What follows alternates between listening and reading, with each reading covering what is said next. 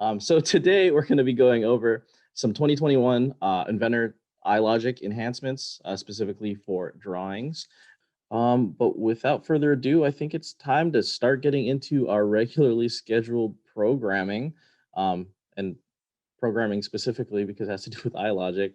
Cool. I will let you take it away, Eric. Let's go ahead and jump into some of the Inventor 2021 iLogic drawing enhancements. Great.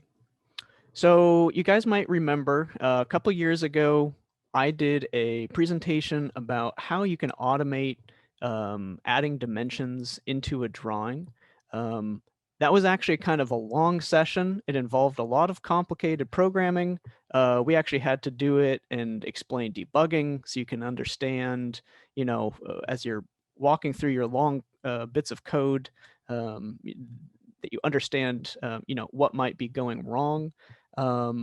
It was pretty difficult to get through, and I think it's one of those things that a lot of people are interested in.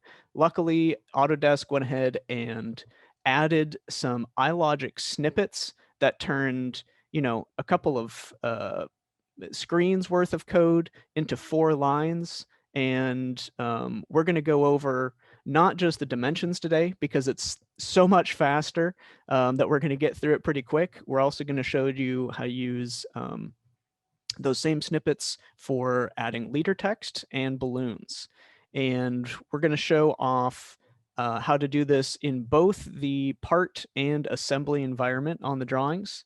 So let me go ahead and take you back in time a couple of years. You may remember, if I can get the slides to get going, that, so today we're going to be showing you, we're going to be using that same trick as last time where we assigned names to model faces. This is something that was introduced in Inventor 2019. We'll show you how to add those there. And once we have those faces named, that's the faces that we're going to use to add the dimensions, and we're going to add the balloons, the leader text to those. So last time, this is the old way to do it, right? We had to investigate all of these different parts, find that named object, and then send that data back up to the sheet in order to create that dimension. And then it got even more complicated as we went into the assembly environment. And we don't need to do that anymore. We can use simple iLogic, and in just 4 lines, we're going to get it done a lot quicker. And you'll be able to create these for multiple environments. Maybe if you have a few different standards of drawings, a lot of similar sheets that you're producing, you can create a few different rules and just run it, based off of what product you're trying to set up. So here we've got a little snapshot of where to find these. So this is in the iLogic rule environment, and off on the left, there are the snippets library, and underneath the new drawing dropdown, you'll see we're going to look today at linear dimensions, leader notes, and balloons. So I'll go ahead and get us started. Here I've got a part already set up, super basic. The first thing I'll explain, since a lot of you might not have this up yet, is where can I figure out where this iLogic tab is so I can add rules. And that'll be up here next to your model tab in the model tree here, right? So you're going to go ahead and say show tabs, go down to iLogic. You'll add another tab here. And what I like to do is grab it and dock it here at the bottom so that I can have both the model tree and the iLogic rule tree here at the same time. All right. So the first thing we're going to need to do here is add a couple of names to some faces here. What I'm going to do is name the left and right face. So here, we can see based on the view cube, right? This is going to be our left. So I'm going to right click, go down to assign name, and I'm going to call it left. And I'm going to do the same trick over on the right. Right click, assign name. I'm going to call this right. Now, if you remember before, these used to be only green. You can see they're looking a little bit better with the black there. And if we don't want them showing all the time, you can right click these and decide whether or not you want those visible, right? So in this case, maybe we'll just turn it off. Go ahead and save that. And we're going to create a drawing now based off of this part, just a standard IDW. And we'll start getting into the iLogic. So in this case, I'm going to want a front view since we're going to be doing left-hand side, right-hand side. Go ahead and click OK.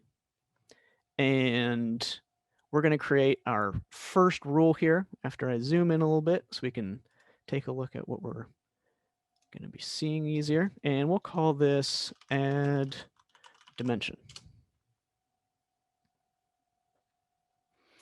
Okay, so here is this rule environment, and we're looking at these system snippets, right? So these are ones that come with now Inventor 2021. So these are all, the ones we're looking at today are all new to 2021. If you've got older versions, unfortunately, you're not going to see those here. And all you have to do to get this started is, double click this, and it's going to add in a bunch of code for you, and we're going to fill out the information here to make it go. So before I actually get into it, we're going to take a quick look, at doing this manually, just so we can kind of understand, the types of things we're going to be needing, so that when we get back into that code, we've got a little bit of context for that. So the first thing, after deciding, yes, we want dimension, and we're just going to be doing a linear dimension, right? We have to figure out context. So in this case, our context is we're on sheet 1, and we're going to be making this towards view 1, right? So I'm going to write down a little checklist here. So we need context, and we're going to have the sheet, and we're going to need the view. Right? The next thing we're going to need is what's the geometry we're going to be using, right? This is what Inventor calls the geometry intent in code. So in this case, we're saying, okay, we're going to want this left-hand side, and we're going to want the right-hand side, and we're going to have to place this somewhere as well, right? So that's 3 pieces of geometry that we need to understand. So the next part for the checklist is geometry intent. That's going to be intent 1, intent 2, so that's going to be our left and right, and then where to place the dimension text, right? And so in this case, we're placing it above just a little bit. And then, the last thing, and I guess it's the first thing in this case, we chose this dimension button, right, as linear dimension. So what type of dimension? Right, so those are our big things in the checklist to figure out, okay, what do we need to actually make this? So let me go back to our add dimension. I'm going to go ahead and edit the rule. And with that in mind, let's take a look at, we're actually going to take a look at the very last thing, right? Because this is going to be adding our linear dimension, and we're going to go backwards from here to fill out the information. So the first thing that it's asking for, and notice when I hover over here, we can see the different inputs that it's expecting. And the first thing it's asking for is something to identify this dimension we're adding uniquely. So in this case, it's just a piece of text here saying, okay, we're going to call this dimension 1, And when we say dimension 1, we're going to mean, oh, it's, that's the identifier to say the one on, view 1, which is on sheet 1, et cetera, et cetera. So we've got that. The next piece of information it's asking for is where are we going to place the text, the information about this dimension on the sheet. In this case, when we copied over the snippet, they put in a random point here at 0.5 and negative 0.1. Notice this is in context of the view, right? And so this is going to be our X and our Y. So it's going to be over a little bit and down from the view. So we can expect this to show up below the view. The next thing it's looking for in the thing here is the named geometry. So now if we go back real quick, we can take this away. Remember that we could just use this one single piece of geometry to add the dimension to, right? And so we could possibly only need one intent. But in this case, I'm gonna go ahead and delete that. We're going to use the left and right and not just say the front edge. So let's go back here. So this means, we're not just going to need a single geometry intent, we're going to need another one here. And if we look at it, we can see, okay, as we're going through, okay, there's intent 1 as a geometry intent, and then optionally, there's an intent 2 that we can fill in there. So with that in mind, we'll go back to, the rest of the snippet that it gave to us here. And I'm going to separate these out. I'm going to add a little bit of comments here. We're going to call this the context, right? So the first thing it filled out for us is, it guessed at, since this is the default name, when we create a new drawing, it says you're probably going to want sheet 1, which is named sheet 1, right? In this case, it's true for us. And similarly, for view 1, since the default's view 1, it fills that out, and that works for us.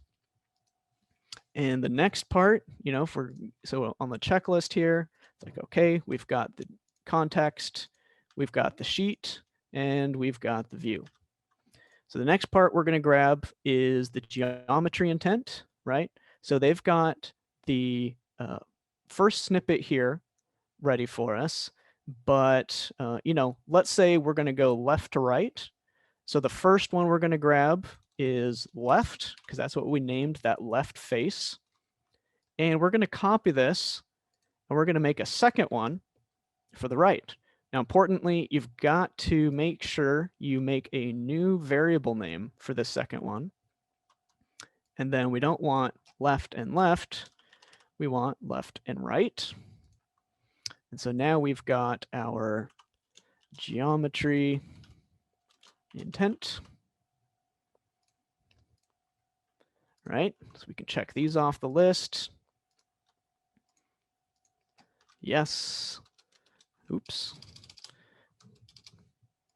And we've got the second one, right? And where to place the dimension text, that's something they filled in here, right? And so we could change that if needed, but it's already set to a fine place. And then the last thing is what type of dimension. And when we selected this linear dimension, that's why we have this add linear. So we've got that as well. All right, so the important thing that we're going to have to add to this that we haven't placed yet is this named geometry 2. So after named geometry 1, we'll add a comma, and you can see it's highlighting what we're going to be adding in here, and we're going to paste in our intent 2.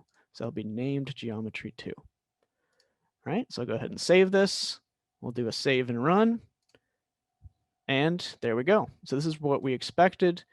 We said the X dimension was going to be some amount in, and the Y was going to be below.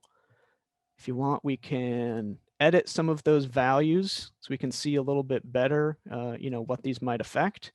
So instead of 0.1, let's say 1. And if we run that, now you can see it's down a bit, right? Similarly, if we wanted that on the top, we can say +1. And so it's set right there because it's based off of this lower left corner. So that 1 value wasn't quite enough. So let's go ahead and bump it up a little bit to 2. And there we go. So now we've got, in just a couple minutes here, we've been able to figure out how to add a dimension to this left hand and right hand side that we set up earlier. So now what I'll show is how we can do this in not just the part context, but also the assembly context. So I'm going to go ahead and close this. I'll move over to our assembly version of this. Now, all I did was drop in this named part that we used earlier, and go ahead and going to create a drawing view off of this. Again, just a standard drawing. We're going to drop this in. Make sure to show a front view. Okay. And we're going to do the same thing here. We're going to add a rule. We'll call this add dimension. And I'm going to zoom in on this before we fire. Oh, forgot to save it. All right, so we're going to run through this again. It's going to be the exact same to start, and we'll show what happens. Oops, wrong one. If we do this just the same way, some of you might already be thinking, I don't know if it's going to pick them up because it's, they're set in the part and we're in the assembly environment, and we'll see what happens just so that, if you do the same thing, you'll know what's going on. All right, so sheet 1, that's the same. View 1, that's the same. We do want the left and right geometry intent still, right? So we're going to copy this, set this to 2, call this right.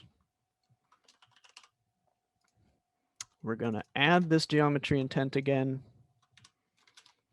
And like before, I don't like it underneath. Let's put it up above. So we're going to head and save and run, and let's see what happens. Ooh, doesn't like that. So when it tries to get the intent of the left, it's looking in the context of the assembly. And that assembly just doesn't have that geometry on it, right? So we're going to have to narrow down to say, I don't want the left on the assembly. I want the left that's on that part. And because it's by context, we don't want to just say that part. We want to say the occurrence of the part that's in this assembly. So let's go back to that rule. And what we need to do is add a little bit of context to this left and right. So you can take a look at the model tree over here, or remember, you can get to the model tree up above here as well. And we're going to want to add the context of this occurrence name. So what we're going to do here is before the left and the right, we're going to add, I'm going to put it in here. We're going to say named part 1, right? That's the occurrence name. So we're going to copy this and set it up. And with that, it should have enough information to understand what left and right we're talking about. So we got to save and run. There we go. Now we've got that left and right. So all it needed was some additional context to understand, which left and right. Okay. So with these linear dimensions, that's as far as we're going to go for those. I'm going to make our way to leader notes next. And I'm just going to head back to our part environment because it's a little bit simpler. But the same rules apply, for that context that we just did for all these others. So we're going to add, not linear, we're going to add leader text. Okay. So, right, leader note. Again, let's separate this out a little bit. And we're going to take a look at the end, and then we're going to work our way backwards again, okay? So the first thing that it wants here is, again, a unique name for it, so it knows what to call it. The next thing it's asking for are the points. So this could be, you know, as here, let me go ahead and stop and do this manually again. So as we set this, you know, we can have multiple points, right? That might define how we want our leader text to look. We definitely want some text in there, right? And so that's how we would set it up manually.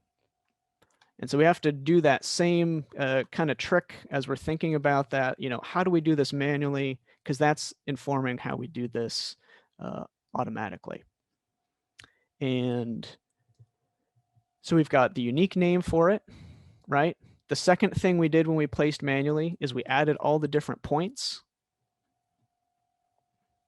The next thing they did here, you know, in the linear dimension, they had this part broken out a little bit. In this version, they're showing, you know, you can add this in that same line. It doesn't necessarily have to be called out earlier. You can just put it in here. You know, let's go ahead and say we want this to be on the right-hand side.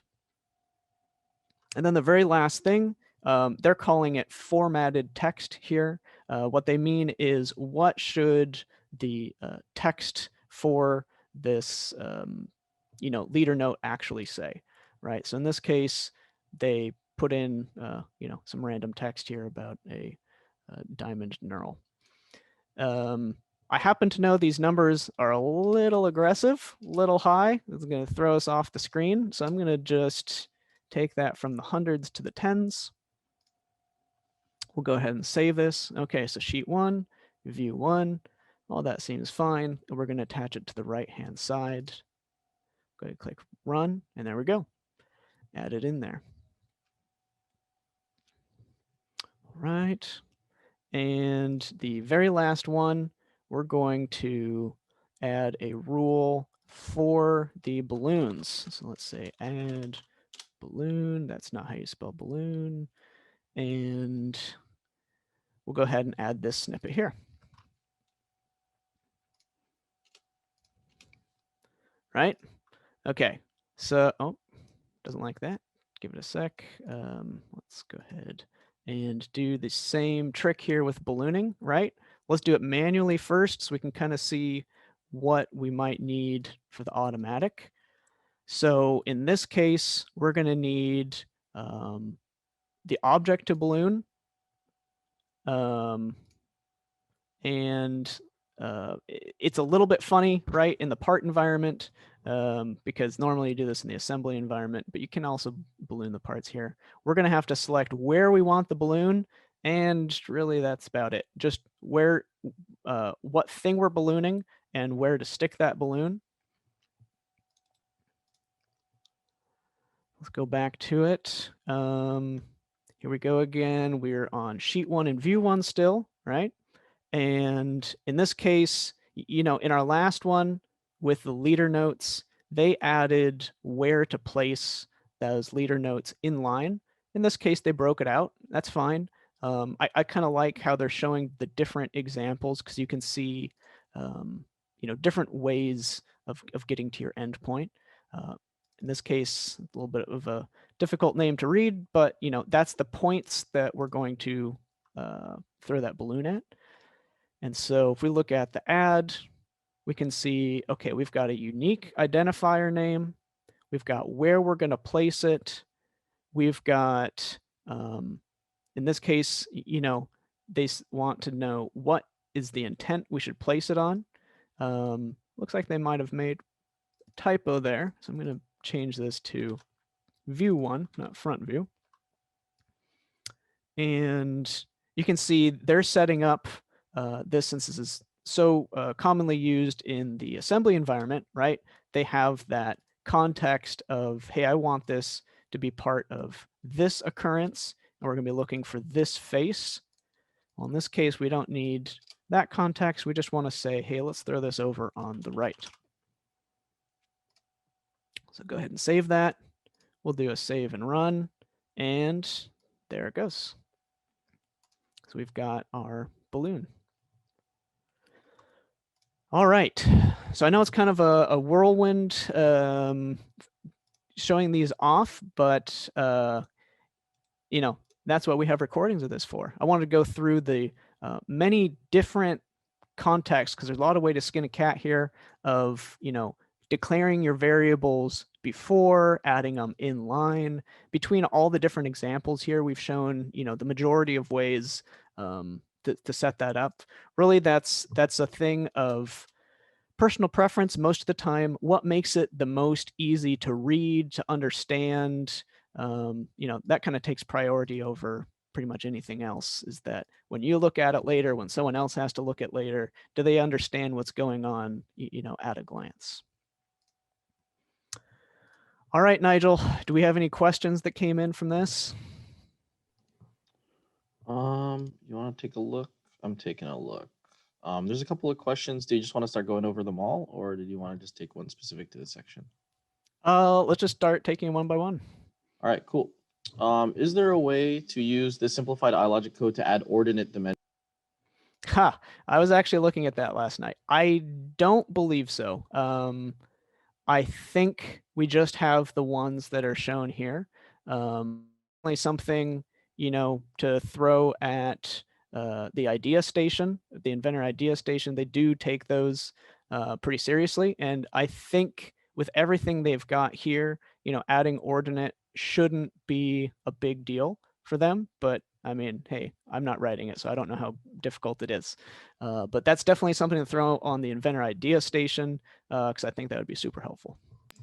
Yep, that'll help a lot of people get through these portions. So the second question is, for leader texts and balloons, is there a way to control the attachment point along the geometry? Sorry, you cut out there at the very end. So like where on, well, in this case, I used a face. So I believe it just defaulted to the bottom. If you needed to be a little bit more specific, you might want to use, say, an edge. Yeah, that'd be my recommendation. Yeah, and at least, like, you know, for automation, at least, you know, you're getting 95% of the problem done. And if you just need to go in there and just move the leaders around a little bit at the end, you're still winning. So yeah.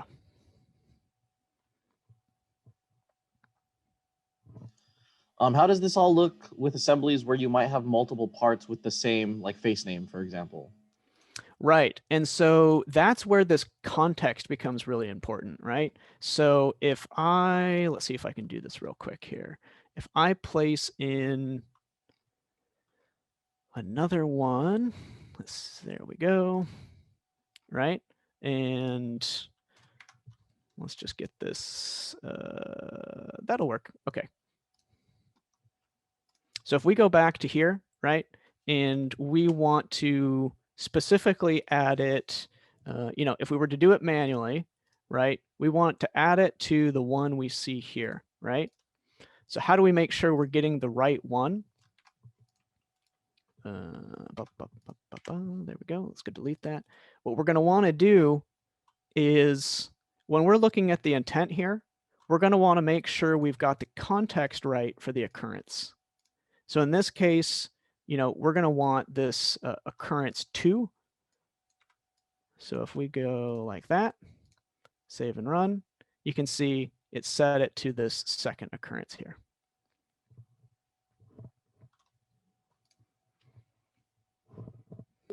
Ta-da! Eric, did you want to look at that last question and see if you can answer it? Let's see here. Let's see if I can find the questions. There they are. Yeah, you might have to take that offline. I think it's going to be super specific. So yeah, that one, Josiah, I will get back to you on that one with an email. That one's likely going to need some Inventor API. So the units will be set. I'll just point out where you can find that. Cool. I'll give everyone another 30 seconds or so to ask any more questions that you do have. I know that hopefully this gets some of those people who haven't already moved to 2021 the ideas or the wants to move forward. If you have any questions about like installation, activation, any of that stuff with the software itself, give us a call. I'm more than happy to answer those questions. You know, it shouldn't, your concern shouldn't be how hard is it to install the software. Your concern should be how do I get the most out of my software? And so we're definitely behind you all the way to be able to help you with those issues. Jerry asks a question here. Can you use the edge geometry information to calculate the dimension position? Like as far as where it's placed on the thing here, let's see. So yes, but that's going to be complicated. The short answer is yes, but it's much more difficult. You're going to have to use Inventor API and a bit of translating to get that. But it is possible. Similar or maybe differently. You know, instead of using a face in this case. Oh, but you're talking about where to set the actual, let's say, the leader text of the dimension. You know, and so, you know, today we saw using the, you know, faces as the objects we were going after, but you can also use edges.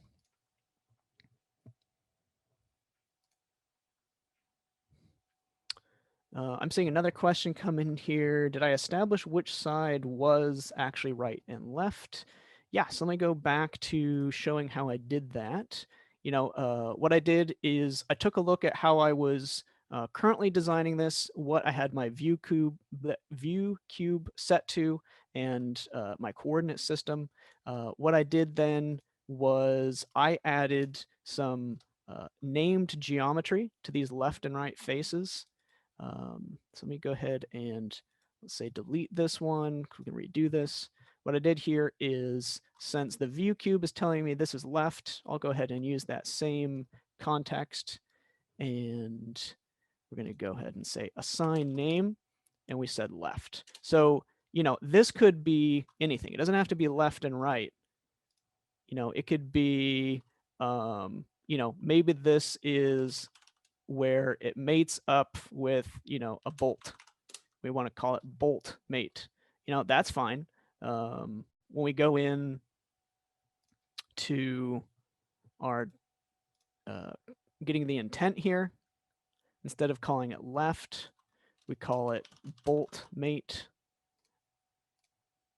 right? And then that would set that there.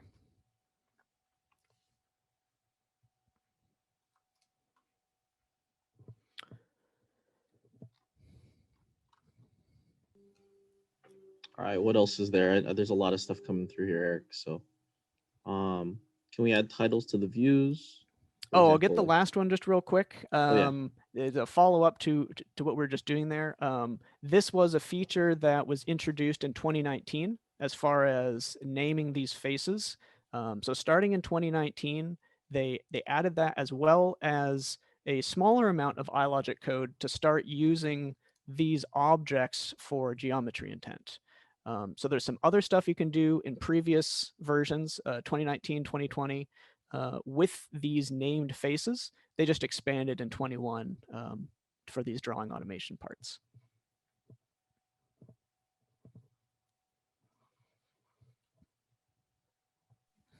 Cool. And then another question, can we add titles to the views? Or I guess like any of those annotations to the views like you can if you just manually dropped one?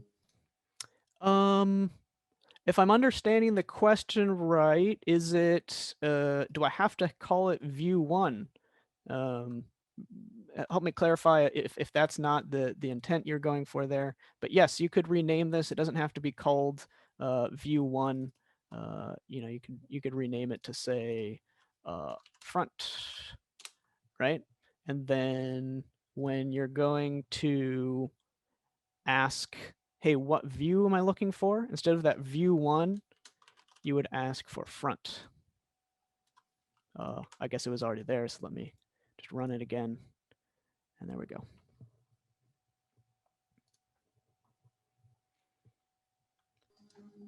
All right, I think we answered most of these.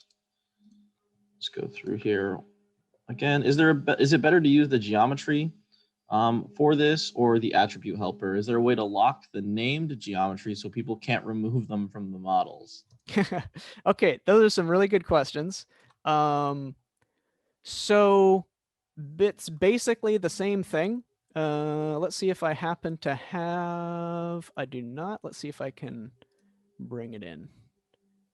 Let's bring in attribute helper here.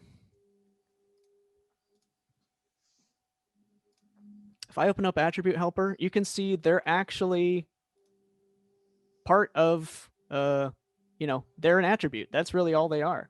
In this case, it's doing a bit of extra information. And so they have that extra information stored in this second property and value.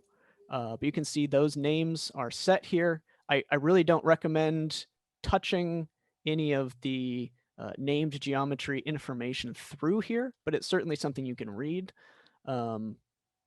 So it's to answer your question on that one, it's basically the same thing. I don't know. Let's test something out. I'm not certain that we can grab the intent using things that we attribute through attribute helper, but let's try it out. What's the worst that could happen? So oh yeah, because I think it has to, yeah, I don't know that we could trick it. That's something you might have to investigate on your own. If we called those under the iLogic entity name set, now I'm too invested in this. I gotta try. Let me write down the names here so I can make sure I get it right. Can I copy that? Yes. Yeah.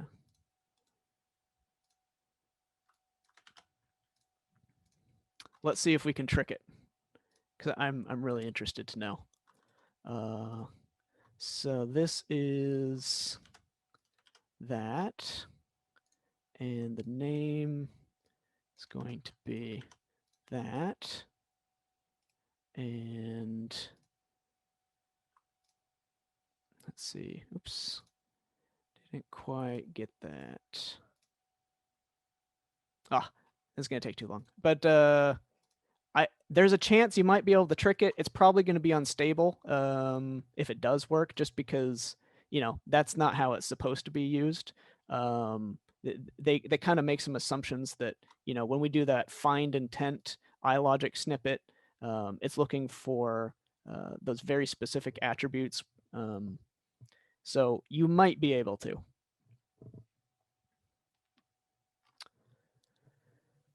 All right. Were there any others?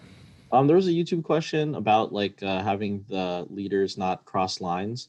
I think there's no setting as far as I know, and Eric, you can clarify, for the leaders like not to cross lines, for example.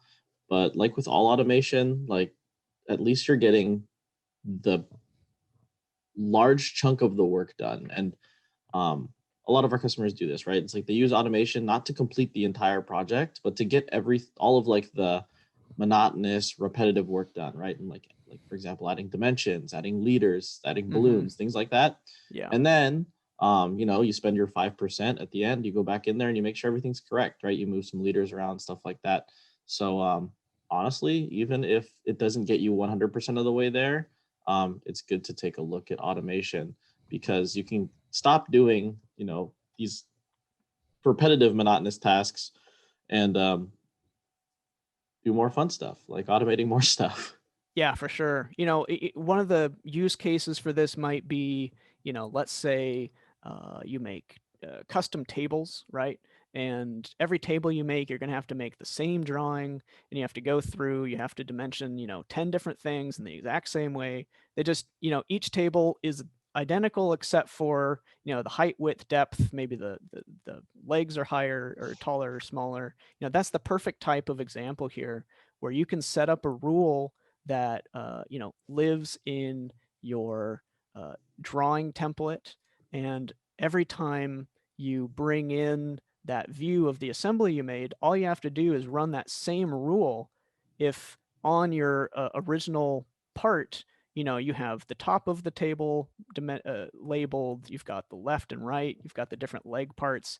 So, you set that up once, and when you go back into your assembly here, when you're done, you just hit that, you say go, and okay, maybe a couple of the leader texts or dimensioning heights are the text placements a little bit off. Well, now you just spend 30 seconds moving those around instead of having to click on each face and making sure you're getting all that right.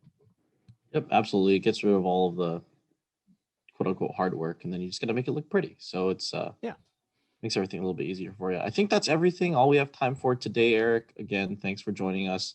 I know this is something that you work on a regular basis, and by regular I mean like daily. So definitely appreciate you taking some time out of your automation projects to put this together, so other people might be able to get interested in automation and ask questions, make their workflows more efficient, all that good stuff.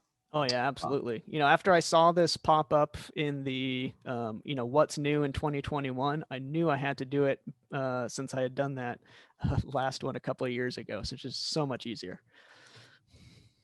Yep, absolutely. I think that's just about everything. Eric, thanks again for all of the work you've done today, and thanks everybody for joining us. We'll talk to y'all soon. Take it easy. Bye. Bye.